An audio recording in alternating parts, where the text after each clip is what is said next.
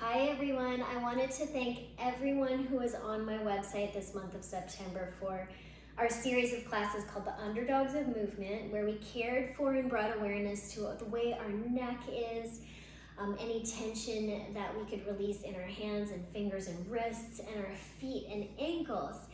And tomorrow's class that's supposed to be dropped in the morning, I wanted to make it live and I wanted to invite anyone who wanted to come. We're gonna work with the whole thing. I'm calling it head and shoulders, knees and toes. And we'll work with nerve flossing for our shoulders into our hands and wrists, our neck. We'll get into our spine a bit. Of course, we'll work with our feet as well. So we'll work with our periphery and see how that supports us to move in a way that we might be more aware of our whole being, our whole body. I'll use a ball for that class for some pressure work. The link is in my bio. It's 9:30 a.m. Pacific.